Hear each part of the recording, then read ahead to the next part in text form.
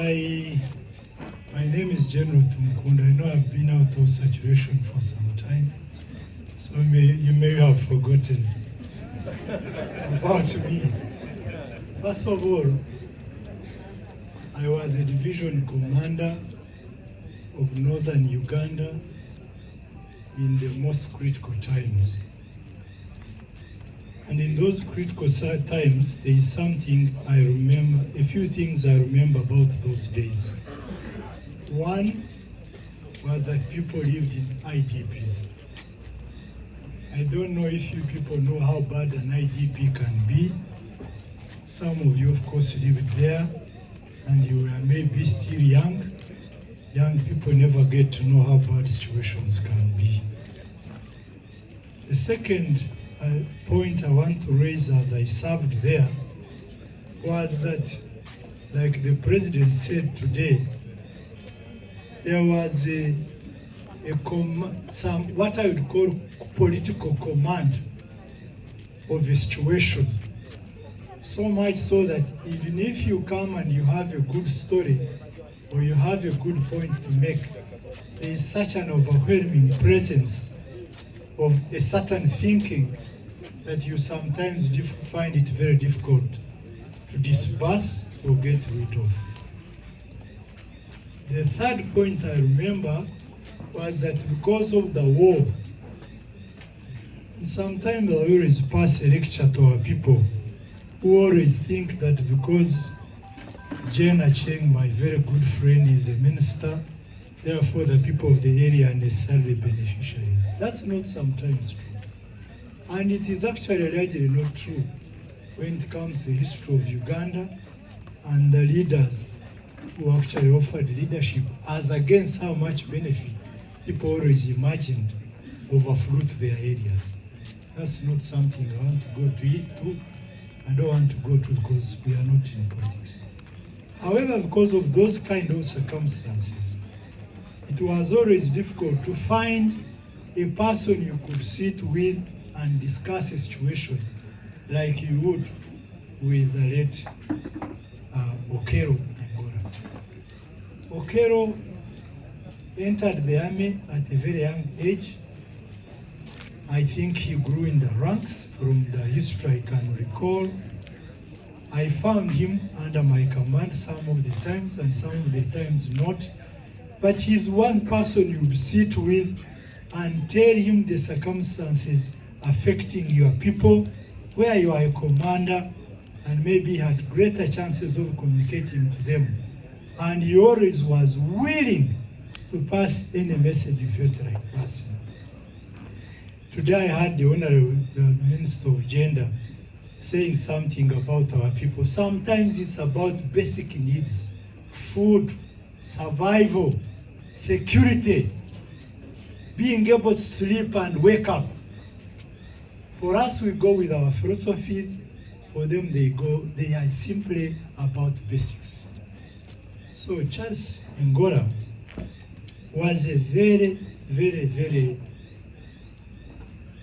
I think, very advanced. I think General Wacha would know. He was very advanced. You could discuss every level.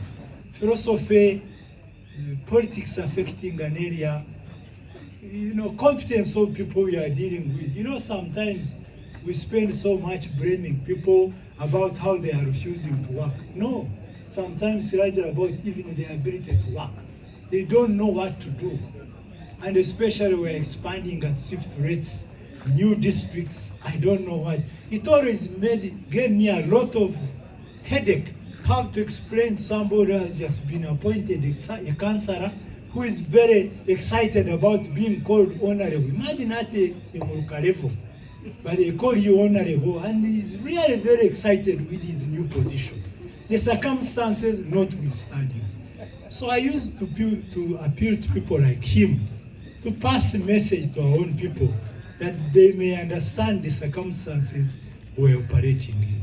I'm sure, Honorable Minister, I stand right because I know more about this gentleman than all of you know him. Me, I know him in all the corners. So he later on joined politics. I've never seen a general, an army officer, and you know I've given it quite a bit of tribe. I'm one of those who are quite comfortable with the population.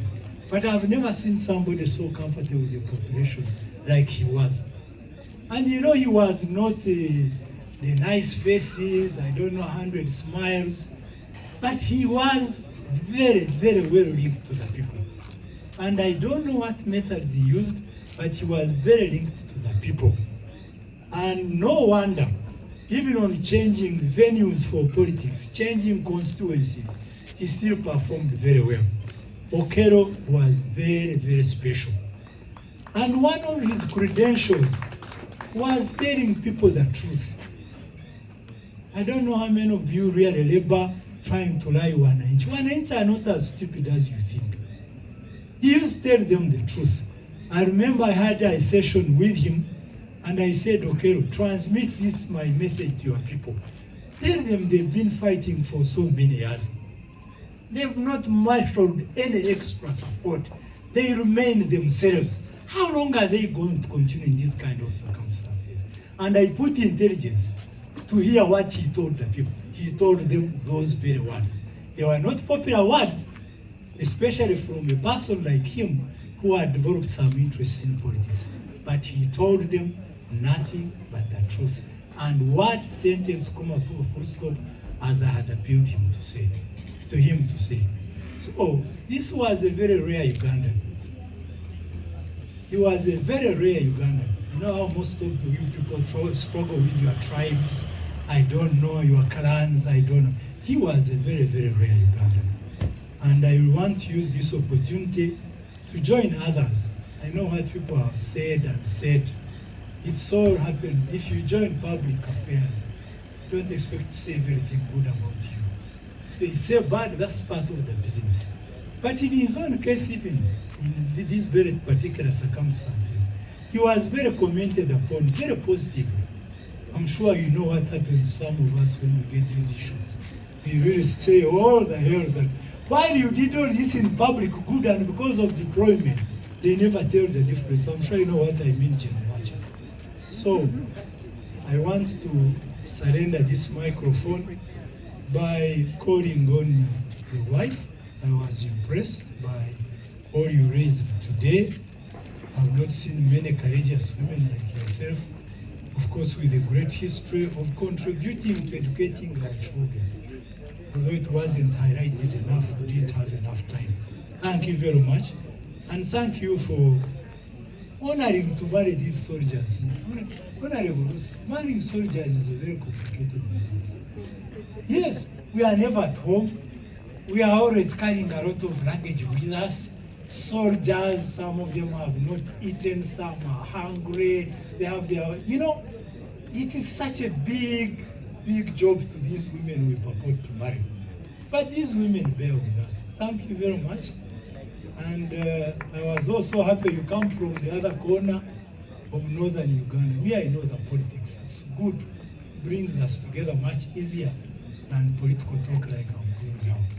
So, on behalf of myself, since I don't represent anybody, I would want to really extend my sincere condolences to you, Madam, and your people, and of course the children of Charles Engola. And maybe to do, although we promised me and what I've been promising these things for too long. We've lost so many comrades. But there are also some special appealing children. Like somebody who was caring for 36 children. If the son came to me and said, Afandi, can I have something? I think I would be willing to give some minimum help. So we wish everybody greater times, Madam. I lost my father when I was 4 years. I'm here. I don't look any different from some of you. So give all the encouragement to your children and let them pitch forward. They are not terribly young from what I saw today. Let them move forward. They stand as good a chance as anybody else. Thank you very much.